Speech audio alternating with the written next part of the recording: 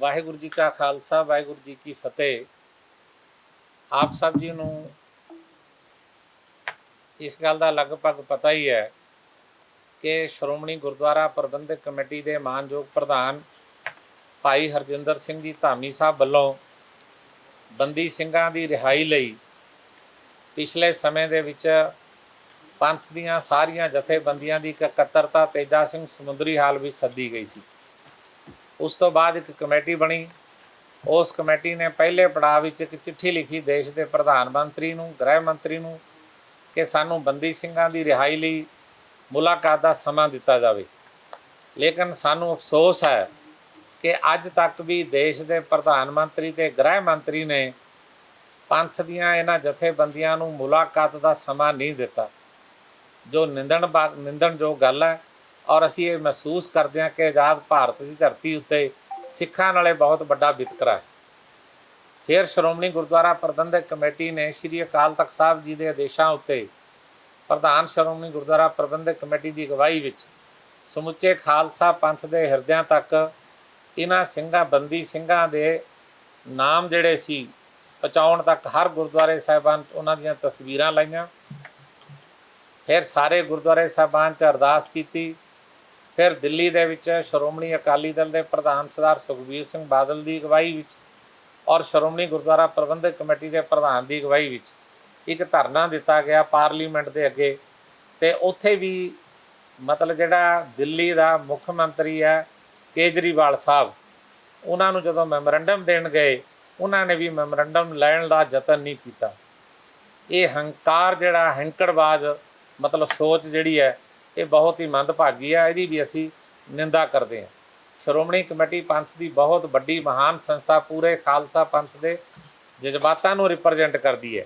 ਉਹਦਾ ਪ੍ਰਧਾਨ ਮੈਮੋਰੰਡਮ ਦੇਣ ਜਾਵੇ ਅਤੇ ਅੱਗੇ ਮੁੱਖ ਮੰਤਰੀ ਜਿਹੜਾ ਇੱਕ ਮਿਊਨਿਸਪਲ ਕਮੇਟੀ ਜਿੰਨਾ ਸੂਬਾ ਹੈ, ਉਹਦੇ ਵਰਗਾ ਸੂਬਾ ਹੈ, ਉਹਦਾ ਮੁੱਖ ਮੰਤਰੀ ਵੀ ਨਾ ਆਵੇ ਤਾਂ ਇਸ ਤੋਂ ਬੜੀ ਮਾੜੀ ਅਤੇ ਮੰਦਭਾਗੀ ਗੱਲ ਅਤੇ ਨਿੰਦਣਯੋਗ ਕਾਰਵਾਈ ਹੋਰ ਕੋਈ ਨਹੀਂ ਹੋ ਸਕਦੀ। ਅੱਜ ਸ਼੍ਰੋਮਣੀ ਗੁਰਦੁਆਰਾ ਪ੍ਰਬੰਧਕ ਕਮੇਟੀ ਦੇ ਮਾਨਯੋਗ ਪ੍ਰਧਾਨ ਸਾਹਿਬ ਭਾਈ ਹਰਜਿੰਦਰ ਸਿੰਘ ਧਾਮੀ ਸਾਹਿਬ ਦੇ ਆਦੇਸ਼ 'ਤੇ ਅਸੀਂ ਗਵਰਨਰ ਪੰਜਾਬ ਨੂੰ ਮਿਲੇ। ਮੈਂ ਸਰਦਾਰ ਲਖਵੀਰ ਸਿੰਘ ਅਤੇ ਸਰਦਾਰ ਜੰਗ ਸਿੰਘ, ਗਵਰਨਰ ਸਾਹਿਬ ਨੂੰ ਅਸੀਂ ਬੇਨਤੀ ਕੀਤੀ ਕਿ ਇਹ ਜਿਹੜੇ ਨੌਜਵਾਨ ਨੇ ਜਿਨ੍ਹਾਂ ਵਿੱਚ ਸਰਦਾਰ ਗੁਰਦੀਪ ਸਿੰਘ, ਪ੍ਰੋਫੈਸਰ ਦਵਿੰਦਰਪਾਲ ਸਿੰਘ ਭੁੱਲਰ, ਭਾਈ ਬਲਵੰਤ ਸਿੰਘ ਰਾਜੋਆਣਾ, ਭਾਈ ਜਗਤਾਰ ਸਿੰਘ ਹਵਾਰਾ, ਭਾਈ ਜਗਤਾਰ ਸਿੰਘ ਤਾਰਾ, ਭਾਈ ਲਖਵਿੰਦਰ ਸਿੰਘ, ਭਾਈ ਗੁਰਮੀਤ ਸਿੰਘ, ਭਾਈ ਸ਼ਮਸ਼ੇਰ ਸਿੰਘ ਅਤੇ ਪਰਮਜੀਤ ਸਿੰਘ ਭਿਓਰਾ, ਇਹ 9 ਸਿੰਘਾਂ ਬਾਰੇ ਅਸੀਂ ਉਹਨਾਂ ਨੂੰ ਚੇਚੇ ਤੌਰ 'ਤੇ ਬਾਈ ਨੇਮ ਲਿਖ ਕੇ ਦਿੱਤਾ ਕਿ ਇਹ ਆਪਣੀਆਂ ਸਜ਼ਾਵਾਂ ਪੂਰੀਆਂ ਕਰ ਚੁੱਕੇ ਨੇ। ਅਸੀਂ ਗਵਰਨਰ ਸਾਹਿਬ ਨੂੰ ਵੀ ਜਦੋਂ ਗੱਲਬਾਤ ਕੀਤੀ ਉਹਨਾਂ ਨੂੰ ਵੀ ਅਸੀਂ ਇਹ ਬੇਨਤੀ ਕੀਤੀ ਅਤੇ ਇਹ ਸਜ਼ਾਵਾਂ ਪੂਰੀਆਂ ਹੋ ਜਾਣ ਦੇ ਬਾਵਜੂਦ ਵੀ ਭਾਰਤ ਦੀ ਸਰਕਾਰ ਨੇ ਇੱਕ ਆਰਡੀਨੈਂਸ ਜਾਰੀ ਕੀਤਾ ਸੀ 2019 ਵਿੱਚ ਕਿ ਸੂਬਿਆਂ ਦੀਆਂ ਸਰਕਾਰਾਂ ਇਹਨਾਂ ਸਿੰਘਾਂ ਨੂੰ ਰਿਹਾ ਕਰ ਦੇਣ। ਲੇਕਿਨ ਸਰਕਾਰ ਆਪਣੇ ਫੈਸਲੇ ਤੋਂ ਆਪਣੇ ਮਤਲਬ ਤੋਂ ਪਿੱਛੇ ਹਟੀ, ਅੱਜ ਤੱਕ ਕਿਸੇ ਨੇ ਰਿਹਾ ਕਰਨ ਦਾ ਯਤਨ ਨਹੀਂ ਕੀਤਾ। ਫਿਰ ਇੱਥੇ ਗ੍ਰਹਿ ਮੰਤਰੀ ਆਏ ਪੰਜਾਬ ਦੇ ਵਿੱਚ, ਅਕਾਲ ਤਖਤ ਸਾਹਿਬ ਦੇ ਜਥੇਦਾਰ ਸਿੰਘ ਸਾਹਿਬ ਗਿਆਨੀ ਹਰਪ੍ਰੀਤ ਸਿੰਘ ਨਾਲ ਮੁਲਾਕਾਤ ਕੀਤੀ। ਉਦੋਂ ਵੀ ਗ੍ਰਹਿ ਮੰਤਰੀ ਸਾਹਿਬ ਨੇ ਭਰੋਸਾ ਦਿਵਾਇਆ ਸੀ ਕਿ ਅਸੀਂ ਇਹਨਾਂ ਨੂੰ ਰਿਹਾ ਕਰ ਦੇਵਾਂਗੇ। ਫਿਰ ਜਲੰਧਰ ਦੇ ਵਿੱਚ ਵੱਖ-ਵੱਖ ਜਥੇਬੰਦੀਆਂ ਨੇ ਵੀ ਮੈਮੋਰੰਡਮ ਦਿੱਤੇ ਸੀ ਆਪਣਾ ਗ੍ਰਹਿ ਮੰਤਰੀ ਨੂੰ। ਉਹਨਾਂ ਨੇ ਉਦੋਂ ਕਿਹਾ ਸੀ ਕਿ ਅਸੀਂ ਇਹਨਾਂ ਨੂੰ ਰਿਹਾ ਕਰ ਦੇਵਾਂਗੇ। ਉਸ ਤੋਂ ਅੱਗੇ ਫਿਰ ਇਸ ਦੇਸ਼ ਦੇ ਅੰਦਰ ਤੁਹਾਨੂੰ ਸਾਰਿਆਂ ਨੂੰ ਪਤਾ ਕਿ 15 ਅਗਸਤ ਵਾਲੇ ਦਿਨ 11 ਦੋਸ਼ੀ ਜਿਨ੍ਹਾਂ ਨੇ 15 ਸਾਲ ਕੈਦ ਕੱਟੀ, ਜਿਹੜੀ ਬੀਬੀ ਬਿਲਕਿਸ ਬਾਨੋ ਨਾਲ ਸਮੂਹਕ ਬਲਾਤਕਾਰ ਕੀਤਾ ਅਤੇ ਉਹਦੀ 4 ਮਹੀਨੇ ਦੀ ਗਰਭਵਤੀ ਸੀ ਉਹ, ਅਤੇ ਉਹਦੀ ਲੜਕੀ ਜਿਹੜੀ ਸੀ 3 ਸਾਲ ਦੀ ਕੰਧਾਂ ਨਾਲ ਮਾਰ ਕੇ ਮਾਰਿਆ। ਉਹਨਾਂ 14 ਜੀਆਂ ਦਾ ਉਹਨਾਂ ਲੋਕਾਂ ਨੇ ਕਤਲ ਕੀਤਾ। ਉਹ ਸਾਰੇ ਦੇ ਸਾਰੇ ਮਤਲਬ ਦੇਸ਼ ਦੀ ਆਜ਼ਾਦੀ ਦੇ ਦਿਵਸ 'ਤੇ ਰਿਹਾ ਕੀਤੇ ਗਏ। ਜੋ ਨਿੰਦਣਯੋਗ ਮਤਲਬ ਕਾਰਵਾਈ ਸੀ, ਉਹ ਲੋਕ ਜਿਨ੍ਹਾਂ ਨੇ ਐਡਾ ਵੱਡਾ ਕ੍ਰਾਈਮ ਕੀਤਾ। ਜਦ ਕਿ ਜਿਹੜੇ ਬੰਦੀ ਸਿੰਘ ਨੇ ਉਹਨਾਂ ਦਾ ਮੈਂ ਸਮਝਦਾ ਵੀ ਕਿ ਜਦੋਂ ਇੰਦਰਾ ਗਾਂਧੀ ਨੇ ਦਰਬਾਰ ਸਾਹਿਬ 'ਤੇ ਹਮਲਾ ਕੀਤਾ, ਫਿਰ ਇੰਦਰਾ ਗਾਂਧੀ ਦਾ ਕਤਲ ਹੋਇਆ, ਰਾਜੀਵ ਗਾਂਧੀ ਦੀ ਅਗਵਾਈ ਵੀ ਸਿੱਖਾਂ ਦਾ ਕਤਲੇਆਮ ਕੀਤਾ ਗਿਆ ਦੇਸ਼ ਭਰ ਦੇ ਅੰਦਰ। ਫਿਰ ਪੰਜਾਬ ਵਿੱਚ ਬੇਅੰਤ ਸਿੰਘ ਨੇ ਇੱਕ ਖੂਨ ਦੀ ਹੋਲੀ ਖੇਡੀ, ਸਿੱਖ ਨੌਜਵਾਨਾਂ ਦਾ ਕਤਲੇਆਮ ਕੀਤਾ, ਝੂਠੇ ਪੁਲਿਸ ਮੁਕਾਬਲੇ ਬਣਾਏ। ਸਰਕਾਰ ਦੇ ਐਕਸ਼ਨ ਦੇ ਖਿਲਾਫ ਇਹਨਾਂ ਨੌਜਵਾਨਾਂ ਦਾ ਅੰਦਰ ਰਿਐਕਸ਼ਨ ਪੈਦਾ ਹੋਇਆ। ਫਿਰ ਇਹਨਾਂ ਨੇ ਹਥਿਆਰਬੰਦ ਮੂਵਮੈਂਟ ਆਰੰਭੀ ਤੇ ਹਥਿਆਰਬੰਦ ਮੂਵਮੈਂਟ 'ਚ ਬਹੁਤ ਸਾਰੇ ਸ਼ਹਾਦਤ ਦਾ ਜਾਮ ਪੀ ਗਏ ਤੇ ਜਿਹੜੇ ਬਚੇ ਉਹਨਾਂ ਨੂੰ ਸਰਕਾਰ ਨੇ ਫੜ ਕੇ ਜੇਲ੍ਹ 'ਚ ਬੰਦ ਕਰ ਦਿੱਤਾ। ਅਦਾਲਤ ਨੇ ਜੋ ਉਹਨਾਂ ਨੂੰ ਸਜ਼ਾਵਾਂ ਦਿੱਤੀਆਂ ਉਹਨਾਂ ਨੇ ਪੂਰੀਆਂ ਕਰ ਲਈਆਂ।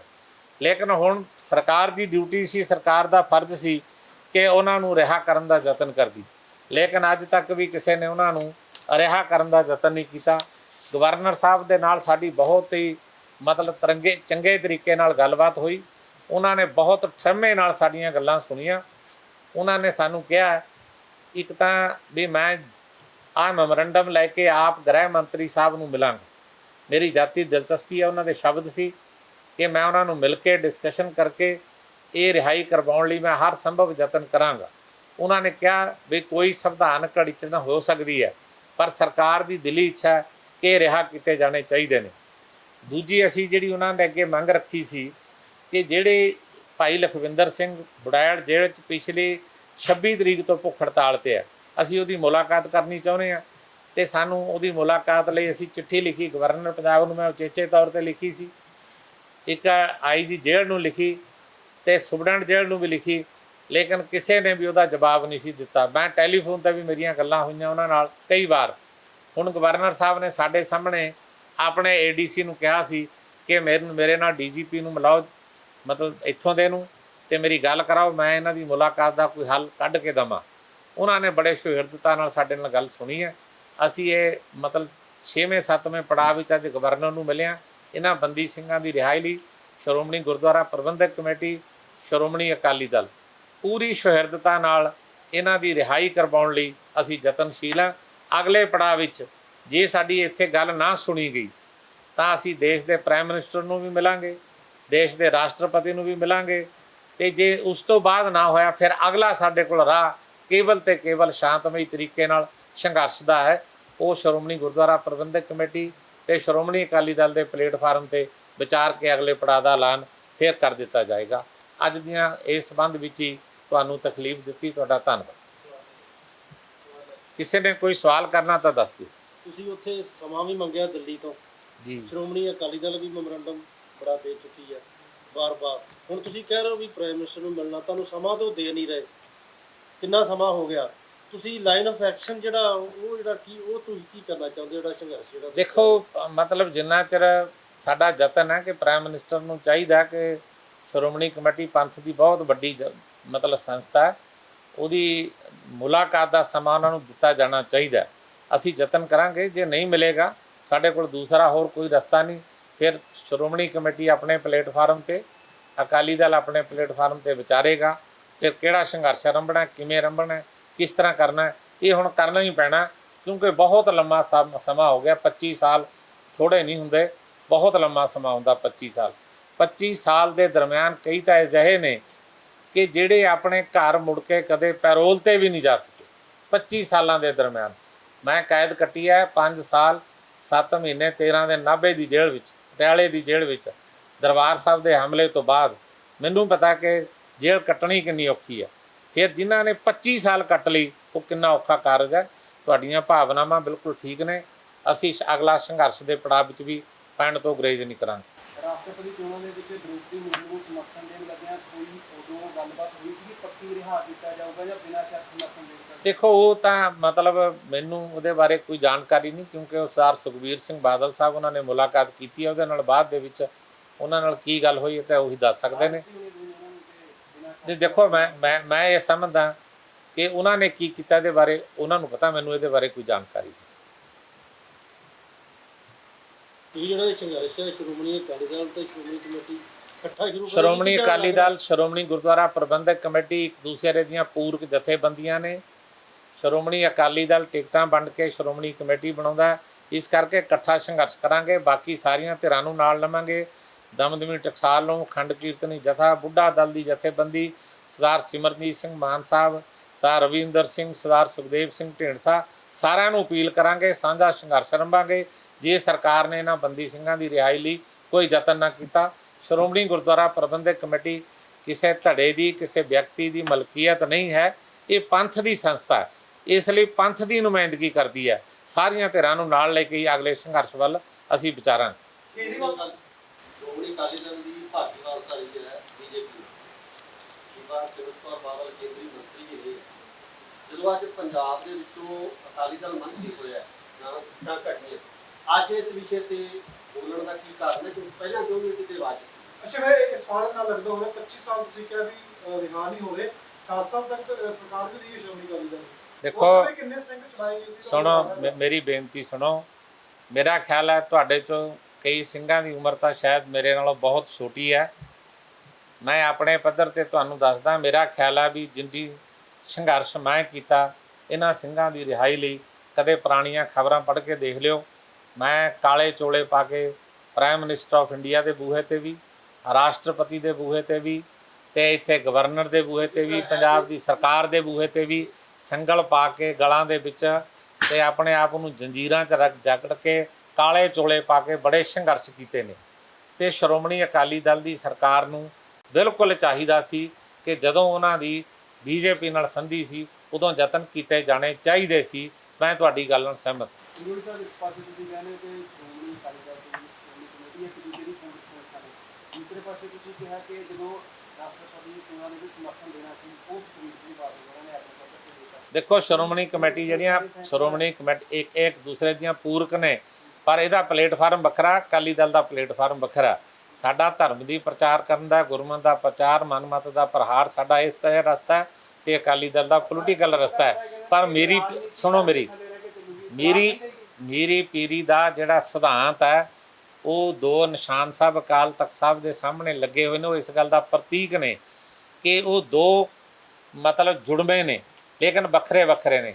ਉਹਦਾ ਮਤਲਬ ਸਮਝੋ ਕੀ ਹੈ ਕਿ ਉਹ ਦੋਨੇ ਇੱਕ ਦੂਸਰੇ ਤੋਂ ਇਸ ਕਰਕੇ ਉਹਦੇ ਵਿੱਚ ਕ੍ਰਾਸ ਪਾਇਆ ਵਾ। ਦੋਨਾਂ ਵਿੱਚ ਕ੍ਰਾਸ ਦਾ ਮਤਲਬ ਇਹ ਹੈ ਕਿ ਇਹ ਇੱਕ ਦੂਸਰੇ ਨਾਲ ਜੁੜੇ ਹੋਏ ਨੇ, ਪਰ ਇੰਨੇ ਵੀ ਜੁੜੇ ਹੋਏ ਨਹੀਂ, ਸੁਣੋ ਮੇਰੀ ਗੱਲ, ਪਰ ਇਹ ਇੰਨੇ ਵੀ ਜੋੜਨੇ ਨਹੀਂ ਚਾਹੀਦੇ ਕਿ ਧਰਮ ਤੇ ਰਾਜਨੀਤੀ ਰਲ ਗੱਡ ਹੋ ਜੇ। ਇਹ ਪਤਾ ਹੀ ਨਾ ਲੱਗੇ ਧਰਮ ਕਿਹੜਾ ਤੇ ਰਾਜਨੀਤੀ ਕਿਹੜੀ ਹੈ। ਇਸ ਲਈ ਅਕਾਲ ਤਖਤ ਸਾਹਿਬ ਦੀ ਵਿਚਾਰਧਾਰਾ ਤੇ ਹਰਮੰਦਰ ਦੀ ਵਿਚਾਰਧਾਰਾ, ਦੋਹੇ ਵਿਚਾਰਧਾਰਾਵਾਂ 'ਚ ਫਰਕ ਹੈ। ਹਰਮੰਦਰ ਦੀ ਵਿਚਾਰਧਾਰਾ ਸਰਬੱਤ ਦੇ ਭਲੇ ਦੀ ਹੈ ਤੇ ਅਕਾਲ ਤਖਤ ਦੀ ਵਿਚਾਰਧਾਰਾ ਕੇਵਲ ਸਿੱਖਾਂ ਦੀ ਹੈ। ਇਸ ਕਰਕੇ ਮੈਂ ਸਮਝਦਾ ਇੱਕ ਰਾਸ਼ਟਰੀ ਪਲੇਟਫਾਰਮ ਹੈ, ਇੱਕ ਧਰਮ ਦਾ ਪ੍ਰਚਾਰ ਵਾਲਾ ਹੈ ਤੇ ਅਕਾਲੀ ਦਲ ਦੇ ਪ੍ਰਧਾਨ ਨੇ ਰਾਸ਼ਟਰੀ ਖੇਤਰ ਦੇਖਣਾ, ਸ਼੍ਰੋਮਣੀ ਕਮੇਟੀ ਦੇ ਪ੍ਰਧਾਨ ਨੇ ਧਰਮ ਦਾ ਪੱਖ ਦੇਖਣਾ। ਪਰ ਇੱਕ ਗੱਲ ਸੱਚ ਹੈ ਕਿ ਜਿੱਥੇ ਪੰਥਕ ਇਸ਼ੂ ਆਉਂਦਾ ਉੱਥੇ ਦੋਹਾਂ ਦਾ ਜ਼ਿੰਮੇਵਾਰੀ ਹੈ, ਡਿਊਟੀ ਹੈ ਕਿ ਉਹ ਇਕੱਠੇ ਹੋ ਕੇ ਲੜਨ ਦਾ ਯਤਨ ਕਰਨ, ਕਿਉਂਕਿ ਸ਼੍ਰੋਮਣੀ ਅਕਾਲੀ ਦਲ ਜਿੱਥੇ ਪੋਲੀਟੀਕਲ ਪਾਰਟੀ ਹੈ ਉੱਥੇ ਪੰਥਕ ਜਜ਼ਬਾਤਾਂ ਦੀ ਤਰਜਮਾਨੀ ਕਰਨ ਵਾਲੀ ਪੰਥਕ ਜਥੇਬੰਦੀ ਵੀ ਹੈ। ਜੀ ਸ਼੍ਰੋਮਣੀ ਅਕਾਲੀ ਦਲ ਦੀ ਸਪੋਰਟ ਦਾ ਜਿਹੜਾ ਸਾਹਿਬ ਵੀ ਕਰਦੇ ਨੇ ਫਿਰ ਕਿਵੇਂ ਅਲੱਗ-ਅਲੱਗ ਹੋ ਗਏ? ਉਹ ਤਾਂ ਖੁੱਲ ਕੇ ਕਹਿੰਦੇ ਅਲੱਗ ਨਹੀਂ, ਅਲੱਗ ਹੈ ਹੀ ਨਹੀਂ, ਇਕੱਠੇ ਨੇ। ਅਲੱਗ ਤਾਂ ਮੈਂ ਕਹਿੰਦਾ ਹੀ ਨਹੀਂ ਵੀ ਹੈਗੇ ਨੇ, ਇਹ ਇਕੱਠੇ ਨੇ। ਸ਼੍ਰੋਮਣੀ ਅਕਾਲੀ ਦਲ ਵੀ, ਸ਼੍ਰੋਮਣੀ ਗੁਰਦੁਆਰਾ ਪ੍ਰਬੰਧਕ ਕਮੇਟੀ ਵੀ। ਨੰਬਰ 2 ਤੇ ਇੱਕ ਮੈਂ ਤੁਹਾਨੂੰ ਹੋਰ ਵੀ ਗੱਲ ਕਲੀਅਰ ਕਰਨੀ ਚਾਹੁੰਦਾ ਕਿ ਇਕੱਲੀ ਸ਼੍ਰੋਮਣੀ ਅਕਾਲੀ ਦਲ ਦੀ ਮਲਕੀਅਤ ਨਹੀਂ ਸ਼੍ਰੋਮਣੀ ਕਮੇਟੀ।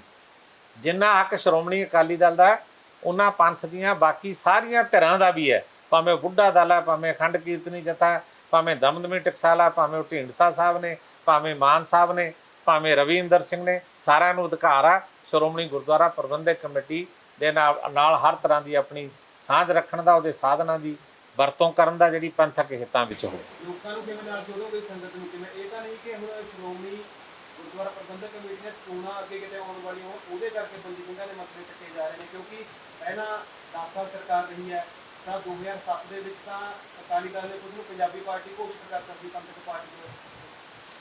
ਉਹ ਮੇਰਾ ਖਿਆਲ ਹੈ ਵੀ ਜਿਨ੍ਹਾਂ ਨੇ ਮੇਰੀਆਂ ਸਟੇਟਮੈਂਟਾਂ ਪੜ੍ਹੀਆਂ ਨੇ, ਮੈਂ ਬੜੀ ਵਾਰ ਕਹਿ ਚੁੱਕਿਆ ਸ਼੍ਰੋਮਣੀ ਅਕਾਲੀ ਦਲ ਨੂੰ ਮਤਲਬ ਫੈਸਲਾ ਆਪਣਾ ਵਿਡਰਾ ਕਰ ਲੈਣਾ ਚਾਹੀਦਾ।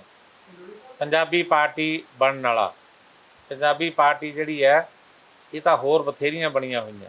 ਸ਼੍ਰੋਮਣੀ ਅਕਾਲੀ ਦਲ ਪੰਥ ਦੀ ਜਥੇਬੰਦੀ ਹੈ, ਪੰਥਕ ਵਿਚਾਰਧਾਰਾ ਦੀ ਪਹਿਰੇਦਾਰੀ ਕਰਨੀ ਚਾਹੀਦੀ ਹੈ, ਬਹੁਤ ਜ਼ਰੂਰੀ ਹੈ। ਨੰਬਰ 2 ਤੇ ਚੋਣਾਂ ਦਾ ਮਸਲਾ ਨਹੀਂ ਹੈ।